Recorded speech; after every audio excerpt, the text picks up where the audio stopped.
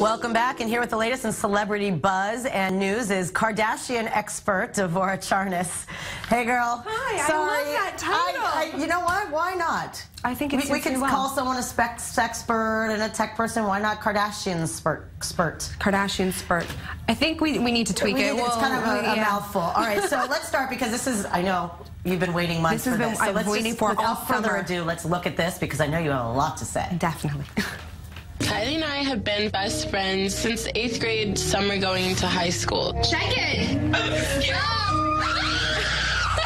Kylie's super outgoing. Is this your makeup, Jordan? Especially when she was younger, like the most hyper, fun person. See you guys later. I'm Smooth the Pinkberry. You gonna laugh? You gonna laugh about it? We have a special connection where we just get each other. Okay, so, you know, it's funny, you see so much of her that you almost forget that she doesn't have her own show. Like, this is really a big deal, right? So this is, I believe, the 7th spinoff, if I'm correct, of Keeping Up with the Kardashians. You know better than anyone. Of Keeping Up with the Kardashians. It's the spinoff I think that most people have been waiting for, to be honest. We've been hearing about it for a few months, that she's going to have her own spinoff. It's a mini-series. It's about 8 episodes long. And Sunday night, finally, was the world premiere on E! Of Life of Kylie. And she basically just takes everyone, gives them a backstage pass of her life, because we see so much of her on social media, and this show basically says that she's not who she gives off as on social media. She's a different persona. That's a different persona, and that she's more laid back, I think, in real life.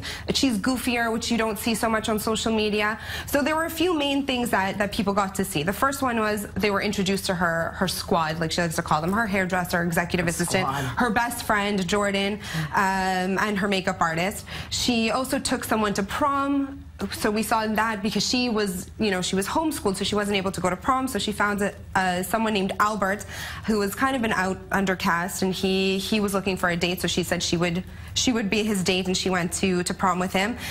She sets her best friend up on a date. She also goes to therapy for the first time, where she really opens up about her celebrity and basically says that it's not who she's someone different than who she has to keep up this image of, and how she's kind of. It gets so hard because you start forgetting who you are if you're not. But do you think overall it has legs like the other spin-offs have? I think people were more excited about this one than anything, especially with the launch of her makeup, her cosmetics line, and just she's so vocal on social media that people were dying to get, behind the scenes look of her. Okay, we could talk about that forever. I know you can. Chris Pratt and Faris. That's really disappointing. They were like such the cute match. They were amazing, and apparently not, because after 8 years of marriage, they've decided to legally separate. They both gave a joint message on social media earlier this week saying that after 8 great years of marriage, they've decided to separate. So obviously there's media speculation about why they're separating and what went wrong, because if you see, on red carpets like one of those cute. Yeah, they're so kitsch and cute and adorable and always praising one another that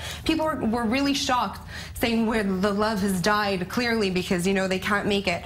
But they're not saying anything more than that. They really want to keep to themselves. That'll obviously be I think it had to do a lot with the fame, that she was more the A-list celebrity when they first started out, and things kind of flipped in 2014 when he I remember when he was on Everwood. I interviewed him when no one knew who he was. So I think that's mainly what it has to do with. There's always contributing factors when you get, famous people together. Okay, Aaron Carter? Aaron Carter also shocked the internet world this week by stating on Twitter that he is bisexual. Now, coincidence or not, he broke up with his girlfriend a day later.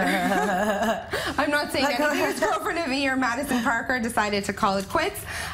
He says that he has been not necessarily struggling with it, but it's something that's been a weight on his shoulders since the age of 13, that's when he decided, or kind of started exploring the fact that he might be interested in men just as much as females, and only at the age of 17 did he really have his first sexual experience with a male. So, do you think people are surprised? Has there been speculation, or now looking back, doesn't seem surprising? Not really. For me personally, I was taken aback. I don't think that anyone really saw it coming, but he's been getting a lot of love and support, and good for him. All right. Well, thank you. Next time we'll talk about Jim Carrey. All right. We're out of time. But you're awesome. It's because you come so prepared. This girl comes so prepared. It goes really fast. But believe